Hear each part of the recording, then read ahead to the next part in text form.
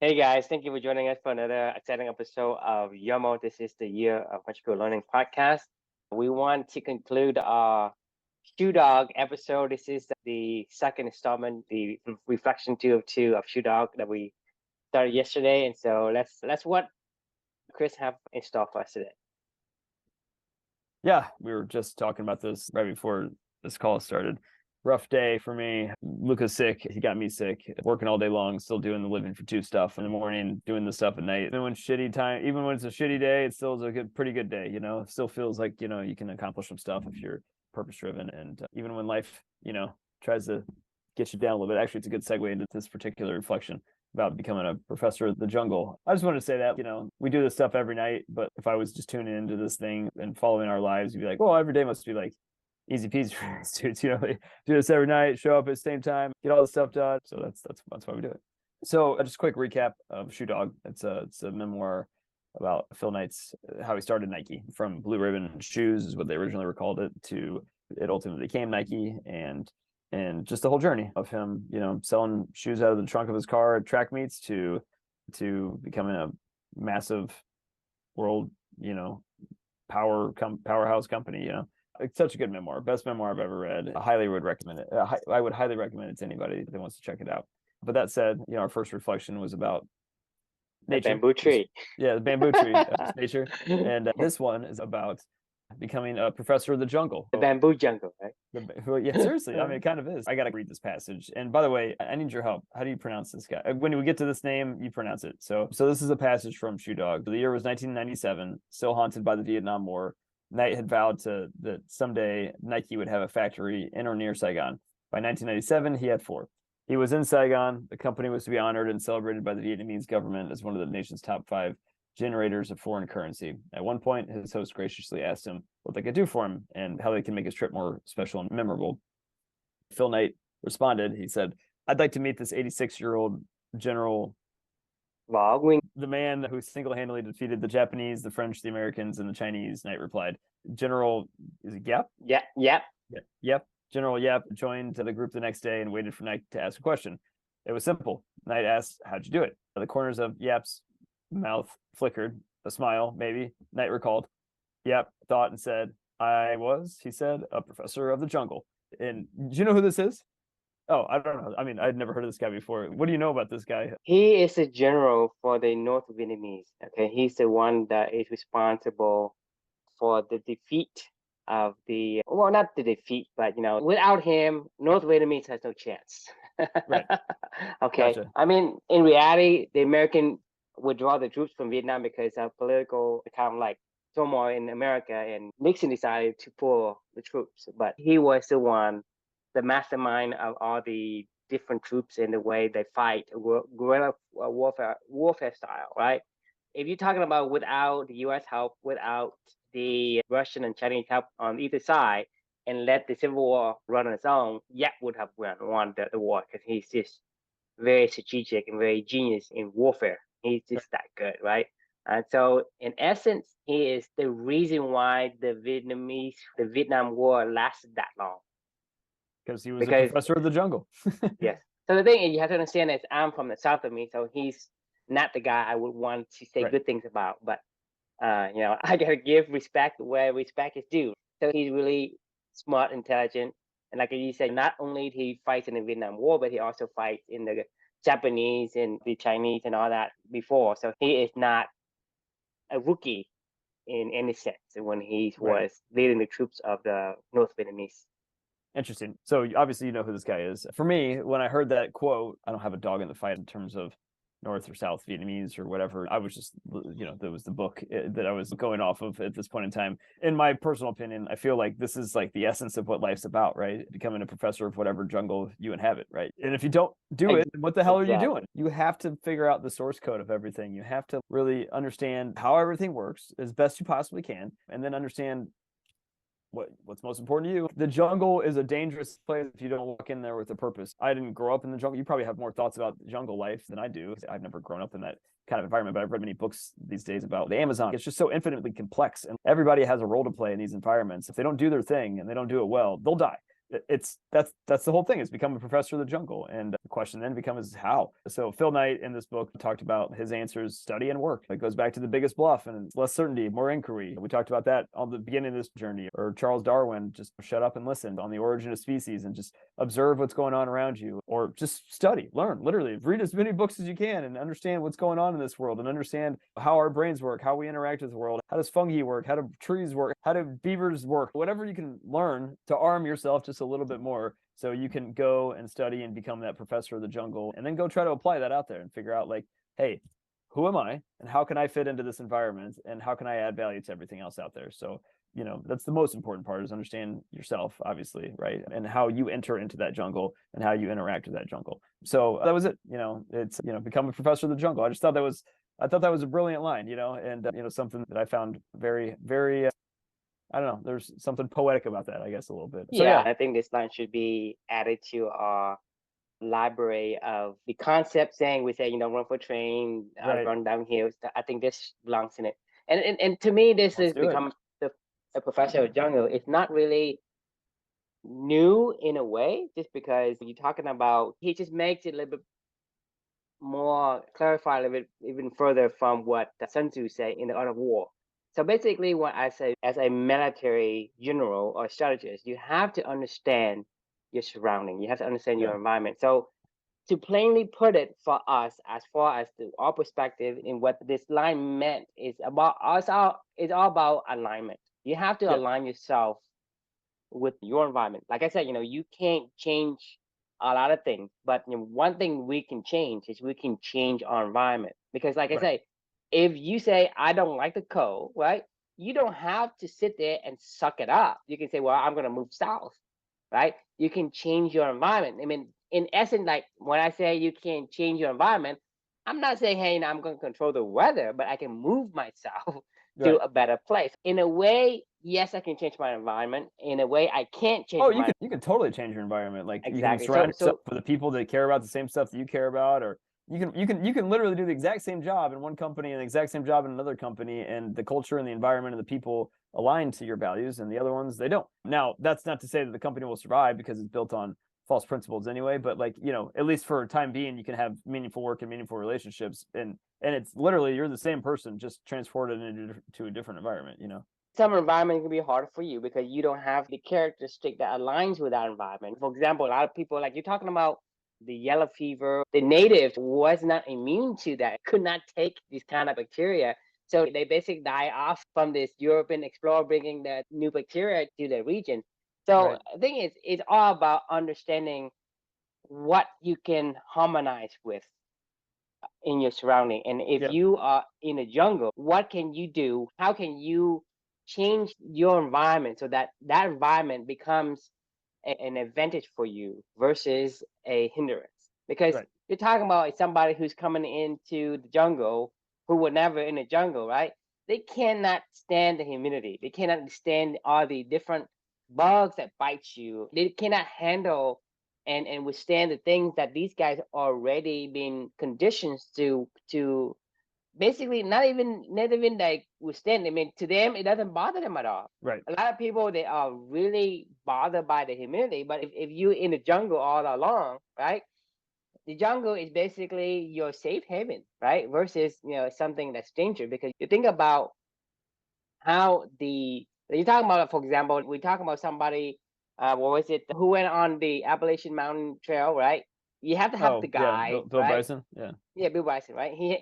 You gotta have the guide. So the guy knows certain thing because they understand. Hey, when this happened, this is more likely possibility is gonna be the next event that gonna come after you see some sign. So there's some of these signs that you see as well. So it's all about being in harmony with whatever it is that you want to put yourself in or take yourself out. Because, like I said, if you're in a place where that is not what people value, then you gotta take yourself out to a place where people do value you. Because Right. to me, that's the essence of what I see in company. It's like a lot of times you go to a company and you work for them, they don't value the effort you bring, because to them, they don't. You. That's not Yeah. aligning with what they're looking for. So they can say, Right. well, I don't care how smart you are. I don't care how great you are.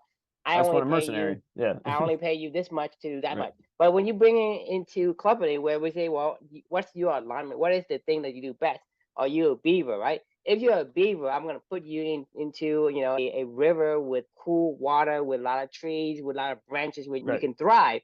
I'm not gonna put you in the tundra, in the snow, in the desert, in the places where it's becoming difficult, the most difficult thing for you to be. So you can't not be something that you don't align with. Meaning, like, for example, first and foremost, it's about whether or not you understand who you are, right? If you say you're a beaver, right? That's number one. That's number one thing that we do that's different is we help you to understand Are you you a beaver? Are yourself, you a you know? lion? Are you Like, an yeah, right. eagle? Are Like you help you to discover a that for rat? yourself. Right? Right. And the thing is, that's a first and foremost the only. Yeah, don't ever That walk into the jungle unless you know who you are. Like, don't ever do it. Like, I mean, you just cannot do that. Like, I mean, if you don't know yourself, like before you But walk into that jungle, that's the beauty of it, fuck. because these guys here, right? You talk about in general in the war, in terms of the war, right?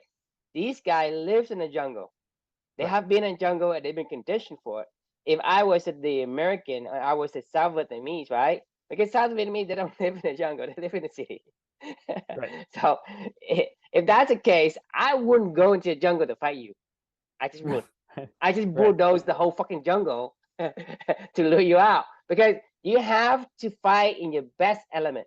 And so that Right. translates to today's standard, meaning that what you want to do is you have to be in your best environment. That means that when you choose a career, when you choose a group of people you want to hang out with, you have to choose them carefully. And the sad thing about this is that people probably spend more time studying a vacation spot than they were studying the job they would take or the place they will live with. I'm guilty of this, and I don't know if I can fix it, but I never chose the environment where I live. I just happened to say, hey, there's a job here. I go work here, and then I met my wife, and then we married. We stay here. We didn't go anywhere. We never thought about it, and that's the sad part of it. Did you ever ask yourself, how much time do you study the city and the job or the company that you want to work for, and more than you did on your vacation? I probably spend like, people spend like a couple of weeks. Sometimes people spend like half a year just to, Right. pin different interesting spots and learning what to do, what you want to do there. People even learn a fucking language just to go to visit a place. But when you take a job and you sit there for like 50 years, the reason why you took that job because they offered it to you. So don't you think that's the saddest part? No, I think that's a really good point. I mean, that's actually one of the things I struggled with most of my life before, like Amelia, I would say, is I used to always call myself like just dumb lucky, in general. Like I didn't pick where I went to school. Like I just was like, Purdue's a good school. My family went there. And I applied. I got in. That's the only school that I applied to. No joke. Like that's the only school that I applied to, and it's a good school. But like, I was like, oh, I'll go be a management major. I thought I maybe wanted to be a lawyer. I'll just study business until I get out of school. Somebody offered me a job up in South Bend. It sounds cool, so I'll go up there. I went up there, ended up at Angie's List. I got to get back home. I never, ever, ever chose any of these things. I always made the most of it wherever I went, and I made it successful and I enjoyed it. I enjoyed those processes. But to your point, I never, ever, like, even my I didn't even pledge a fraternity. I pledged one fraternity, the one that I joined. Like I was like, Say, hey, you didn't have a list of fraternity, these are, you say, somebody's in it. Let me I'll just do try. that Let one. me Yeah, actually see. And that's the thing. It's like, so the thing is, you did that, and it was pretty good, right? it So was pretty good. my question to you is, what if you had figured out what you really wanted? No, I mean, What totally would you think different. Yeah. happens to your life if you knew exactly what it is you wanted? Yeah, I mean, well, here, this is the Because the one thing thing I is, would to tell. me, you're gonna be a different person today. 100%. I mean, like the one thing I would enhance as to what you were saying before is I don't think when you know yourself and you walk into the right jungle that you want to play in, like you just find the other people find you. The right environment finds you, right? Like when you know that you're playing in the right jungle, I guess it just finds you. Like I mean, it I doesn't, mean, it's called the attraction, because right, you're gonna attract to the people who need you. If right, you put yourself out as this person, right? Let's say you are the best like deep sea diver, right? and somebody found a fucking treasure, right? They're gonna seek you out. They say, hey, he's the best at Right. seeking, like go down to the bottom of the ocean. They're gonna seek you out. It's called attraction. You Or you just basically naturally come declare across each other. yourself. You declare yourself and say, hey, this is who I am. Because the thing is in like I can tell you this as well, in business that I've run, like I can't sell shit. Like can't That's sell. not true. That is not true. Okay. So all the clients, that's what you're telling yourself. That is not no, true. but Yeah. let me kind of give you what I'm trying to get at is most of the client that comes to me was not because I sold them anything. It's No, because they you showed knew what you, yeah, somebody exactly. who saw the work that I did, Right. and they comes to me and ask me, hey, are you interested and are you available to do this? That's all. I mean, most of the job came from that. I have never ever gotten a job by going out and soliciting anyone. So I guess 100% of my client in my past business was 100% referral. Somebody Right. referred, and most of the time they would beg to work with me. Say, hey, I really need your help. And a lot of time I took the job because the thing is, I mean, most of the job becomes like this. There's this bug. I can't fix it. No one can fix it. I need you to look at it. Okay, can you fix it?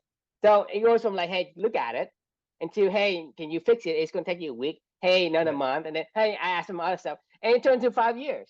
So that's the thing is most of the time I took a job just because they say, well, I'm desperate. I don't have anyone because, like I said, most of the job I took is called remedial because I'm fix something that they desperately need. Like let's say an app, right? An app goes Right. on a store and it crashes, and you have hundred of thousand of user. They can't use the app, so people can't do any business because the app is broken, right? And so what happens if you have that app crashing for 6 months, you make no money. So they're pretty Right. desperate. So Yeah. if they comes to me with that, right? So the thing is, well, it doesn't hurt if I look at it, right? Right. So I Yeah. did. I looked at it and I said, well, I think this is a problem. Now fix this piece and it'll work. And I said, well, why don't you fix it? Okay, fine, I'll fix it. Here you go. And then they Right. say, well, I have other stuff. Can you add this? Can you add that? And then eventually keep turning into more and more work until the point where you have to say, well, I'm out of bandwidth. I can't take any more work. Right. But that's Yeah. the thing is, so that's why I'm saying when you declare yourself as something great, like that means like if you're a beaver, right? And somebody needs you to do something in the water, they can say, hey, go ask Mr. Beaver. Who's gonna ask you to do anything in the water? No one. I mean, the professor of this jungle is not going to go to Desert Storm. Exactly. You got, but there's certainly a professor of the desert somewhere, I'm sure. And there's a professor of like the jungle, the environment that the mountains you're in for. Afghanistan. Like hell, that war in Afghanistan. I don't even know how many Taliban fighters there were, but no, it's See, not the much thing is, different. if you want to fight the Vietnamese, right? Take him to the snow. Yeah, that's good. Drop snow on top of them. Yeah, Yeah. just make it cold. They can't do Yeah. shit. You Right. can put it like 100 degrees, whatever. They say You live in Houston because it's humid and hot. Houston is nothing compared to Vietnam. Houston's Vietnam is awful for me. 100% Like humid. it's And the thing is, Houston's you have to disgusting. understand is in Houston, most of my American friends, right? They walk out the building and they completely sweat, and I'm completely dry. I say, "What the hell is you guys? How do you get sweat? You didn't do anything." But that's how the body reacts to it. My Right. body is conditioned for that, right? I don't even break a sweat in humidity because it was much less than in Vietnam. Because in Vietnam, it rains every 2 hours. Right. No, I believe you. My sister lived over in Thailand for like 3 years, and I remember she was over there and she was like, "Oh man, the weather over here is like they have two seasons. It's like hot or hotter, It's just like fucking hot, like and humid, rains all the time, whatever." But yeah, no, for me, like Houston's awful. Ironically, like, where some of my heritage is from, very dry places. So I think that comes with you, Your body, beaver has the waterproof pelt, right? Right. They can swim in the water. They can stand in water for hours without having pruny fingers or whatever. Imagine you throw a line into the water.